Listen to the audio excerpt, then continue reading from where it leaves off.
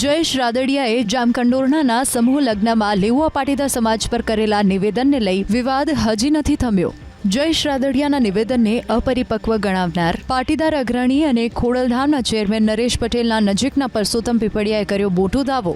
Social મીડિયામાં નરેશ પટેલનું સમર્થન કર્યા બાદ પરસોત્તમ પીપળિયાને મળી રહી છે ધમકી। પીપળિયાએ આરોપ લગાવ્યો કે અભદ્ર ભાષામાં તેમને ધમકી મળી રહી છે। રાદડિયા વિરુદ્ધ તેમને કરેલ નિવેદન બદલ માફી માંગવા દબાણ કર્યાનો પણ પીપળિયાએ દાવો કર્યો।